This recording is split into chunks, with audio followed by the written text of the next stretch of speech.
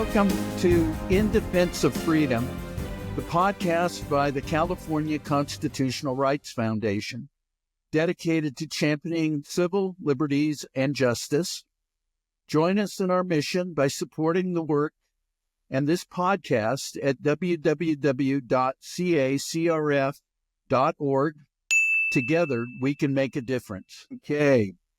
So today, we're just sitting here amazed with what's been going on in Washington. We thought that all the fun was over on January 20th when the president started signing. I mean, how many executive orders did he sign on the 20th? But it just goes on and on and on, and every day is something new. So today we were going to kind of focus on some of those issues that have been popping up in the news recently. Yeah. Like all of this stuff that DOGE is, uncovering. Frankly, I mean, I don't think they could have written a novel on this stuff. When you start looking at the graft and the corruption. Oh my gosh. And then you and I as just lay people, going in to try to find it. I've got this, the government's funding and expenditures so balled up that nobody but a 22-year-old kid fresh out of college would be able to figure it out. And he's been using them.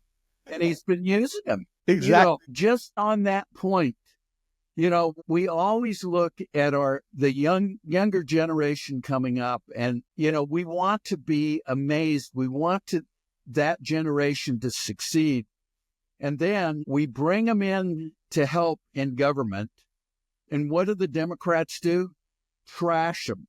Yeah. It's like, too young to be doing this. They don't have enough experience.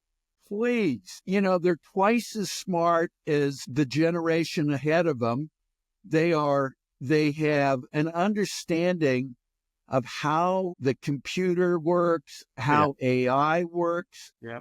I mean, it's an amazing process that we're watching. I sit here every day just going, I'm not criticizing that 22-year-old.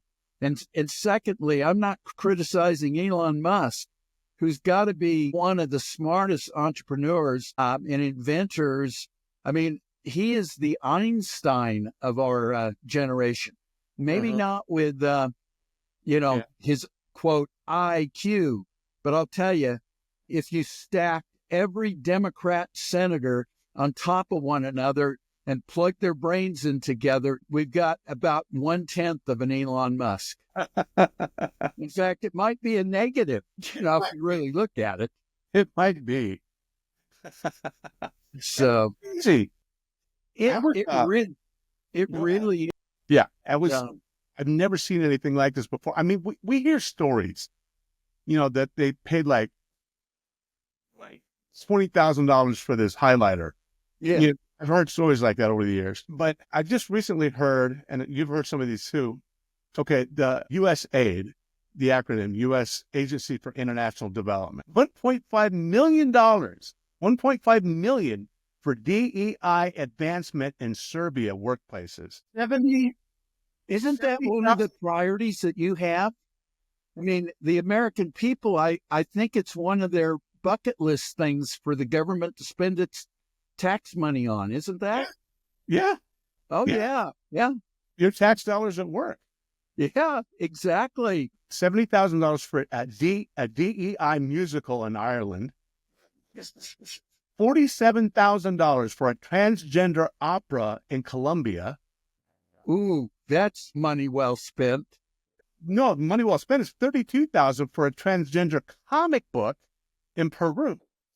The problem is, we should have set up our own NGO. Yeah, I'm sure they would have given us the money. Yeah. We could have wasted it just as well. That's exactly what I was thinking. Looking at this, I was like, my gosh, what stupid thing can you and I do to get $42 million to help fund it? We would have done it. What else? $518,000 for 37 subscriptions to Politico, which is a left-wing publication. Absolutely. $1,000 for 37 subscriptions?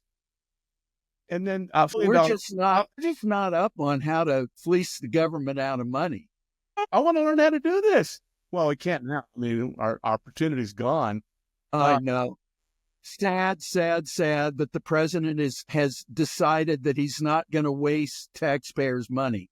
Gosh dang. $40 million to South Africa for their transgender prostitutes. Millions and millions went to unaccompanied kids in Africa from a service I've never heard of, Lutheran Social Services of the South. And they gave them $1.2 billion overall for all this weird stuff with unaccompanied kids that they can't account for. And Africans, from what I understand, throughout the continent, don't want our money. They don't want it anyway. They say, well, not this way. No, and it doesn't go to where it's needed. It goes to all these corrupt people in Africa throughout the continent. Yeah. Well, money, it's like $6 billion going to Afghanistan. Yeah. As if they couldn't probably market the military equipment that we left there and get their $6 million. I mean, this is ridiculous that we would be spending money in an adversary. It's sort of like subsidizing the Communist Party. Yeah, absolutely. Absolutely it is. Well, from what I understand, when we send billions to Africa, throughout the continent, they don't want our money because it messes up their economy in the ways of like, okay, here's a bunch of shirts. Well, why don't they put that money into like a manufacturing facility for the shirts so people can get paid? And instead they just, here's a bunch of free shirts. Well, yeah, they're shoddy shirts. They're going to fall apart. They can make much better shirts for less money if they can help finance his business. And they just don't want the American dollar right now as a gift. It screws everything up. The Associated Press and Reuters received millions for tests and measures for deception. I don't even know what that's all about. Politico got over $8 million aside from the subscriptions. And then they just for who knows what. And then they coincidentally could not pay their employees right afterwards. So we ran out of funding. Yeah. Employees. Yeah. Our cash flow got interrupted. Well, we know where the cash flow was coming from. Oh my gosh. $6 million. Yeah, I got a deal for you. They're probably going to go on sale relatively quick, but the Department of General Services renovated its headquarters. They've got some $50,000 desks available, I think. How about, I don't know whether anybody in the, watching our podcast needs this, but there's they installed $300,000 worth of imported marble flooring in their headquarters. Oh my gosh. I could use some. Yeah. I can't afford that. Yeah, absolutely. How about, junkets around the world that, for $500,000 to Europe and Asia with no discernible outcome after these conferences and travel were finished. We just gave $6 million for tourism in Egypt. Like they need that help. Where else have they had the pyramids? Where else have they had the Sphinx? They need $6 million for tourism in Egypt? Absolutely. The Egyptians know that people are going to come anyway, but the Americans are too stupid to realize that, $6 million really isn't necessary in Egypt. They're happy to take our money. It probably is sitting in a bank in Switzerland right now. It didn't actually go for advertising, but hey, money's money. It's fungible. Yeah, it is. Of course, the Obamas and the Bidens, they don't think money's fungible. When they release $6 billion to the Iranians to fund terrorism. Oh, my gosh. Hey, they couldn't use that money for anything other than humanitarian aid, according to John Kirby. Well, no, actually, they found something else. Biden paid $5 billion with a B. $5 billion to unnamed foreign sources. Well, getting this money is so shady, the government can't even put it into writing who it is. They won't even tell you. So there's where some of your other funds are going right there. Yeah. Yeah. What, Well, $20 million for Iraq to have Sesame Street? I'm not kidding. They have an Iraqi Sesame Street that we paid for. 20 million bucks. yeah. A million gay group in Armenia, 2 million to help the BBC value the diversity of Libyan society. So basically, they're bribing the BBC to cover Libya better. No, gee. Weird. I mean, it is just beyond belief as to what our government has been spending money on. And, now it's little wonder why the Democrats in Congress are so upset about what's going on, because it's been their corrupt slush fund that they've been spending money on. The other thing that USAID has been doing is it's really the primary agency that is used for nation building. I mean, they've been in every country around the world. If there's a revolution in that country, it's a pro-Western government that's set up, USAID's probably been there and has been passing money around. All the stuff that occurred in Ukraine with the, Orange Revolution. It wasn't all done by USAID, but there was a lot of prep work done in advance by that agency. Yeah. And, here we are, some X number of years, basically a decade later, and, there's a war going on. It's little wonder. It was no secret that we were involved there. Yeah. But, so were the Russians. And maybe they're a little upset about what was going on and some of the subversion went on, with U.S. money. Right. Exactly. Well, USA. Go ahead. No, go ahead, please. A lot of what? Yeah, a lot of, U.S. political consultants on both sides, Republicans and Democrats, were involved in those elections and still are, by the way. USA paid $235 million to the National Democratic Institute for Executive Compensation, just what you were talking about. Right. So basically, liberals with no skills, well, here's some extra money for you. Well, what I haven't seen yet, but I know exists, is that there's a Republican group within there that's also getting money. Generally, they divide it up evenly, although with the Biden administration, I'm not sure whether it was divided evenly, but in prior administrations, they'd give the money out evenly. Right. The whole game was they didn't care which side, the left or the right won. They just wanted to make sure that it was going to be a government sympathetic to the United States. And frankly, that's what you've always assumed the CIA did. Right. Exactly. USAID is up to its eyeballs in that type of stuff too. And this has only been, about 2 weeks? 2 weeks. Ish. Yeah. I mean, it's totally an amazing situation taking place where where we end up with, so much money, $31 billion going out around the world. The public, for decades has had concerns about U.S. foreign aid. And it wouldn't be so bad. I mean, you really think that you've got a group in Washington, whether it's a Democrat administration or a Republican administration, that really is, they all tell us that they're looking out for our dollars. But what's actually happening? And when DOGE goes in and, cuts through the nonsense and starts exposing it to the transparency of light, all of a sudden, everybody goes ballistic. Yeah. Because suddenly we're looking at these things and we're going, none of us signed off on this.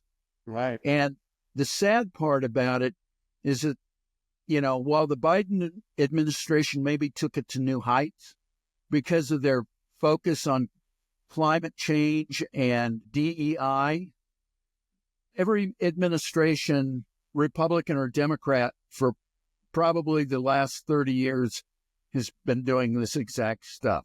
Yeah. Yeah.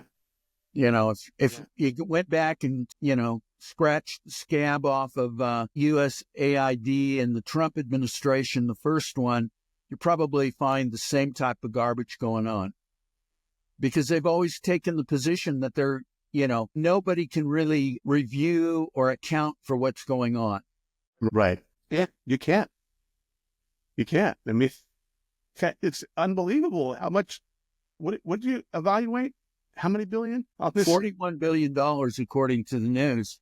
But, we don't, I wouldn't be surprised if it wasn't significantly more than that. Yeah. Tucked away in other agencies, budgets, but, being sort of, mastermind and directed by, either the CIA or this agency.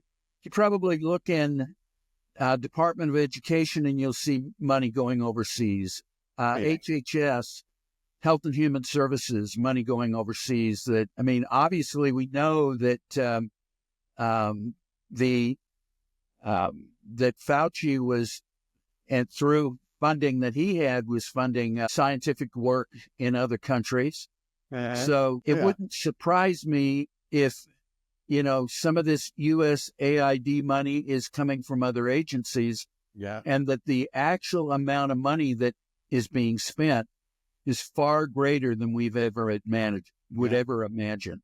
Right. I heard that Fauci might be facing a trial in Russia for crimes against humanity. That'd be kind of get him out of here, since he's been partly anything over here. Yeah.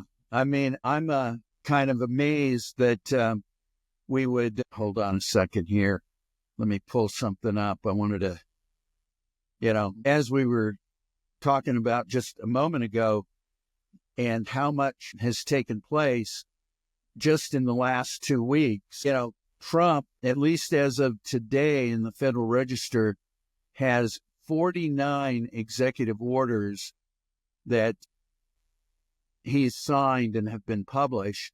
And I thought I would just hop over and absolutely see what those were. Well, as we're waiting, the people that are really upset about Trump doing away with DEI and that he's anti this and anti that and he doesn't want diversity. You told me yesterday, and you're right. He doesn't care. Just get the job done and get it done quickly. That's right. Whoever you are, I don't care if you're gay. I don't care what religion you are. You just get it done and get it done quick. That senior advisor, his former senior advisor, Christian Whiten, openly gay. He doesn't care. He's Trump's senior advisor. Yeah. Who were you telling me about yesterday? Well, Rick Grinnell. Yeah. The Treasury Secretary, I'm told, I couldn't tell whether somebody's gay or straight anyway, but I've heard that he may, be gay. The president cares. He doesn't care about that. That means nothing to him. He doesn't care. I don't go around and exposing anything or patting myself on the back. I got plenty of gay friends, but nobody really cares. Right. I don't have gay friends that are part of the alphabet crew and Christian Whitten was just talking about. I'm not part of the alphabet soup crew. I don't go around standing up for this or that. And the reason that I have so many gay friends is we don't really care. We don't talk about it. It's not like you're just a human being. I love you for the person you are, not because I'm into this or that or, Anyway, I don't mean to go down that road, but I just think that that's unfair for people to say that he's prejudiced against DEI for this, that. He doesn't care about any of that as long as you're qualified. That's right. What he cares about. Qualifications are everything. And the second piece of that is get the job done and do it today. If it can be done today, do it today. Right. That's it. I was looking back at the first two executive orders that he signed on the 20th, and the one that really jumps out is that he rescinded almost everything that Joe Biden had done, wiped them out. Thank you for watching the In Defense of Freedom podcast. If you believe in the mission of defending constitutional rights and protecting individual freedoms here in California and across the country, we ask for your support. The California Constitutional Rights Foundation is doing vital work, but they can't do it alone. Your donation helps fund critical legal battles, educational programs, and advocacy efforts to preserve the liberties that matter to us all. Please consider making a contribution today by visiting cacrf.org. Every dollar makes a difference, and together we can stand strong in defense of freedom. all the way back to January 20th of 2021. All those executive orders Biden had issued are gone. Taking away all the regulations, signed the executive order to end weaponization of the federal government. Yeah, that's a big one. You wouldn't think. I mean, this goes into the discussion we've just had about spending. Right. You wouldn't think that we would have to have an executive order to stop some of the, crap that's been going on with our government and with our justice system.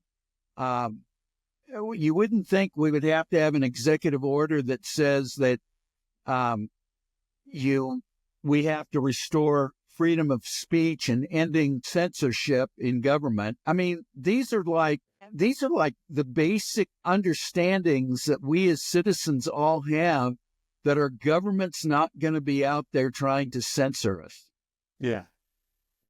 President on the first day in office had to remind, I guess, the government that no, your job is here to serve the people, and serving the people means they get to say what they want to say, even if you don't like it. Exactly. So, exactly. I mean, it's just, ending radical and wasteful government DEI programs.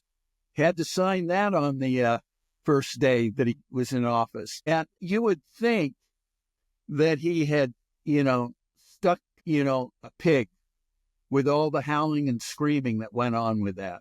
Man, my gosh, all over the place, and it's totally amazing.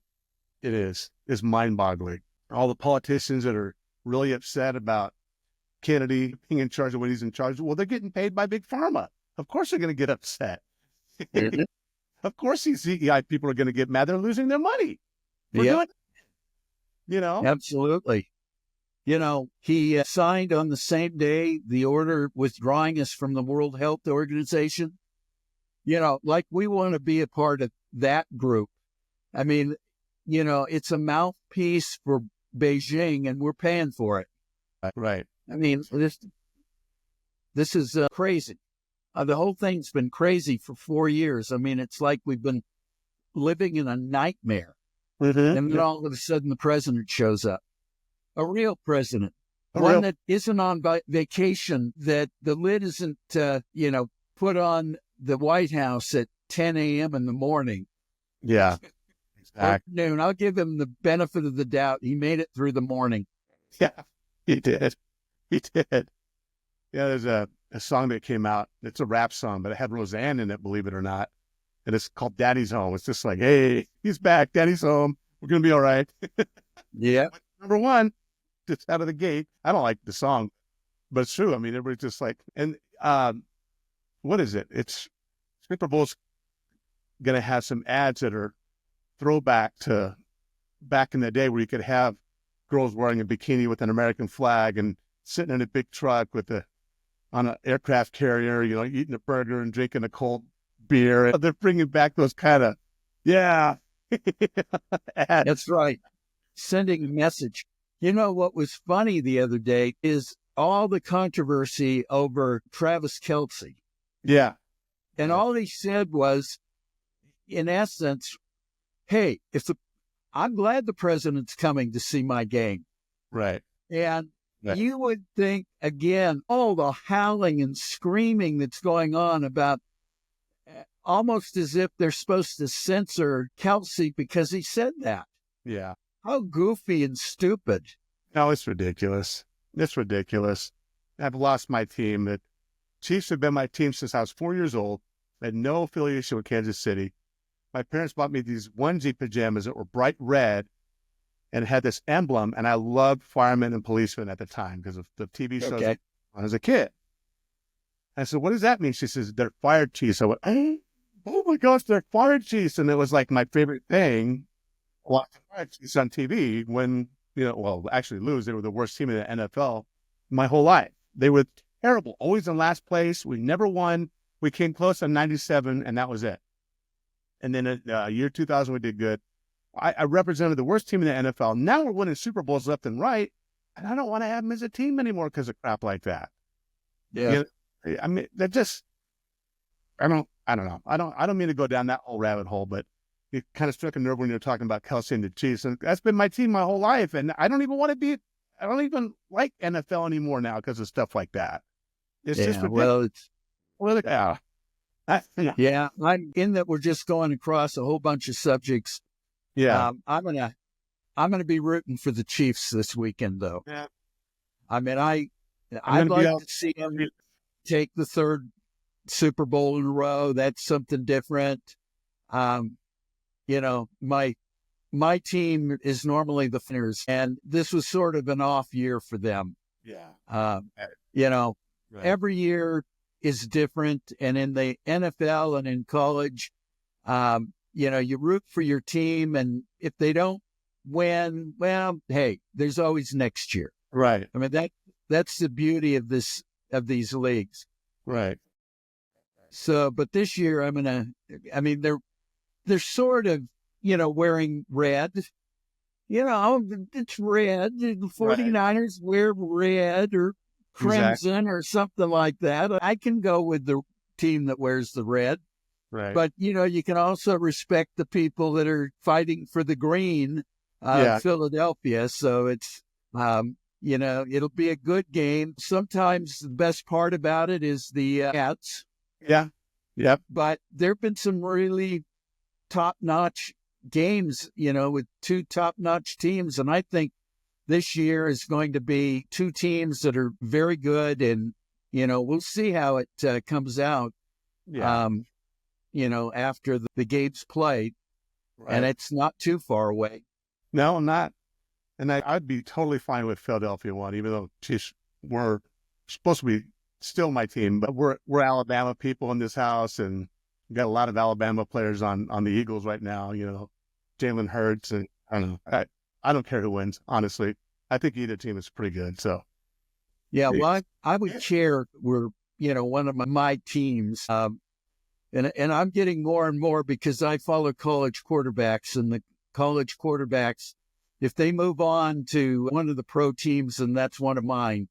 Yeah. So right now I've got, you know, the team I grew up with, which were the 49ers. And then you look at the Chargers, they have an Oregon quarterback, and the Broncos have an Oregon quarterback. And, you know, there've been a lot of other, you know, Oregon products, and I'm a hardcore Oregon Ducks fan. All so right. If they produce a quarterback, I'm a fan of the new team. Nice. I like that. I like the Ducks. It's very cool. But getting back to, you know, where we were before, some of the other things that I thought were interesting from what DOGE had uncovered was redundant technology purchases. Yeah. And, you know, the one thing I always learned when I was working in state government is next incompetent when it comes to technology. They've never, I mean, the way they buy things is always, you know, 5 years back, because you've got to have proven technology. Well, proven technology in this age, you know, it's proven next year. And it continues to be proven year after year after year after year. And yet government's buying stuff that's, you know, essentially obsolete by the time they get around to buying it. And so to have, you know, $800,000, which isn't a huge amount of money, but $800,000 spent for new computers and software, it's probably now 2 or 3 years out of date. And when the 22-year-old comes in and starts doing his work using AI, I mean, the government bureaucrats have no idea how to make that work. And we've got, in our government, we need to really develop the technology and be able to get it on the shelf in the government agencies right away. And when you start looking at somebody like Elon Musk coming in, looking at the purchases of redundant technology, yeah, it's a waste of money. But what's worse is even expending money on something that's old and outdated when you're going in to buy it.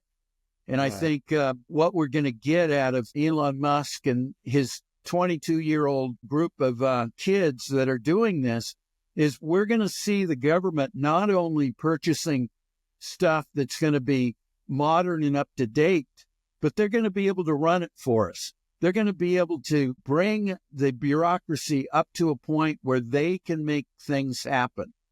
Because every private business in the country is now working hard to develop their AI capacities. And it doesn't seem like the government's doing the same thing. Right. You know, some of the other things that were interesting, $1.2 million to host a conference at a luxury resort, $200,000 for high-end catering, $150,000 for entertainment, and the attendance, they said, was limited, and the impact on policy or practice was minimal. Wow. Well, anybody that's been in government, I mean, that's just, happens like every day. Oh, yeah. Right. And the impact is typically minimal. Now, that doesn't mean that you shouldn't do some of those types of things, but really what ends up happening is they're unjustified because they're so extravagant. And, it's like, somebody who can't afford to go to a fine resort. Hey, this is, my gravy train to go have a good time someplace. Right. And, unfortunately, non-essential, events, non-essential conferences are just, too often the norm in government. And it would be nice, to see us rein that stuff in, still do the necessary stuff. You've got to be able to get people together so you can educate them. But at the same time, you've got to be able to do it within some cost parameters, just like any of the rest of us. I mean, we're not going to go on a vacation to the Taj Mahal if what we're doing is living off of welfare. Yeah, exactly. No, you're right. You're right. I mean, things are shifting quickly, and we've only just begun. Right. What else are they going to find? Well, they're going to find, in my opinion, they're going to find a ton of stuff. And, I think the Department of Education is probably the next target. Right. When they get in there, the DEI stuff, we all know what has been going on in our schools all over the country. You just know that there's a ton of money that's been going to different DEI programs, but it probably is even worse than we can even imagine. As we were talking just a moment ago, there's probably a lot of money going overseas that supplements what USAID and the boondoggle that's going on in that. So when DOGE gets to education, they're going to undoubtedly dismantle that department just with the transparency. Right. If they did nothing other than tell us how the money's been spent, I think it'll outrage the public to the point where they want to get rid of it. I mean, there was no sympathy. What was so interesting is how they picked the first agency they were going to go after. They didn't go, look at Health and Human Services and, research on vaccines or anything. No, they were targeted. They knew exactly where they were going to go. Yeah. And when they got there and had a bunch of bureaucrats whose attitude was, we're not going to let you look at anything. That went over big. 9,800 employees are now furloughed. Yeah, exactly. Yeah. Try that a second time. Yeah. Try it over at the Department of Education. Yeah. Tell the DOGE inspectors that they can't look at anything. Let's see how that goes. Well, it is very entertaining, and it should not be as entertaining as it is, but this is very entertaining. My gosh. It is. And like you said, Steve, I mean, if it's been this much fun over the last 2 weeks, what's it going to be like over the next 2 weeks? Oh, my gosh. I can't even imagine. Yeah, I can't wait to see what comes up next. Unbelievable. Yeah. It's just the tides are turning, and I've got, again, I have to always give a little disclaimer, but I've got plenty of Democrat friends. I've got plenty of Democrat family members. I love them dearly. I mean, the reason we get along so well is we try not to ever talk about politics, but it's going down to the point, from what I understand, only about 3 out of 10 people support the Democratic Party in America now. Yeah. To drop down, and only about 2 out of 10 men support Democrats now. And so it's like, yes, the tides are really shifting, throughout the country. Going on to that subject, what is amazing, there are some very, very smart Democrat consultants. Frankly, there are very smart Democrat leaders. Mm-hmm. They just don't seem to be in positions where they can lead at this point. But consultants like David Axelrod, talking about, hey, this U.S. foreign aid stuff is not the hill to die on. Yeah. And the party doesn't seem to get it. At least the leadership of the party doesn't seem to get it. And you look at what the congressional Democrats are doing. This is the kind of thing that you just admit you got caught. We're going to, hide out on this one and keep our mouth shut and fight on some hill that is really critical. Yeah, absolutely. Yeah. And yet they're going to town on this as if maybe somebody's making money off of this stuff.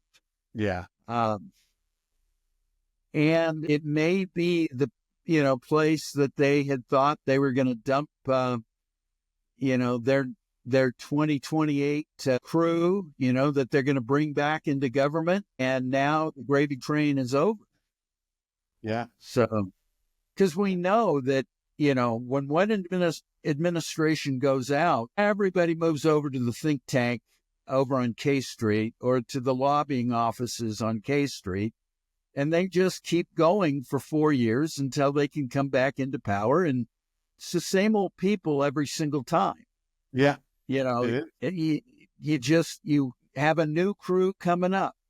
And if that new crew was depending on what USAID was doing, they're kind of screwed right now. Mm-hmm. They're actually having to go out and look for real jobs. Yeah. Yeah.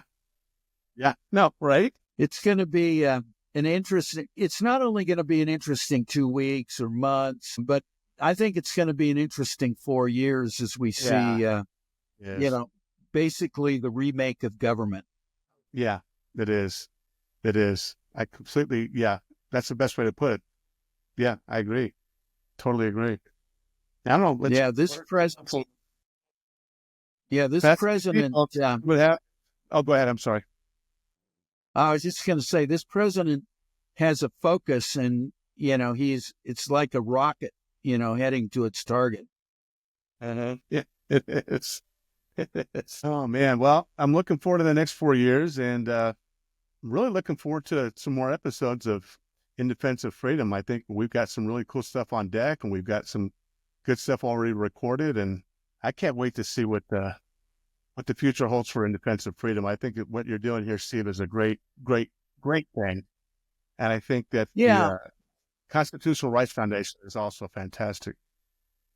Yeah, I think this podcast, has some real potential to put some good issues out in front of the public, educate people. Our goal had been in the early years to litigate, but now I think as much as possible, it is to actually educate the public, talk about some of the key issues that are coming up, talk about issues like January 6th. There's some great stories out there. We've got a podcast that's coming up shortly that'll be focused on the southern border. Mm-hmm. That'll be an interesting podcast. We've got individuals that have, suffered under the persecution of the government that we expect to have on. shortly some of the people that were quite colorful back in Washington 4 years ago, and some that were there and got caught up in the process and unfortunately were prosecuted. So I think by the time we're done, in the next few months, it's going to be a podcast that people are going to want to watch and participate in. I agree.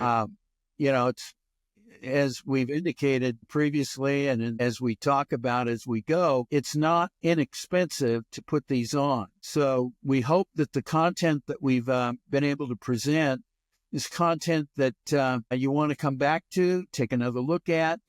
We continue to refine how it's being done and what we are putting on. But between the lawyers in the California Constitutional Rights Foundation and the work that we do for those who don't have the money to sue the government, we're here to stand fast and to help. Sometimes we help by taking the case on ourselves.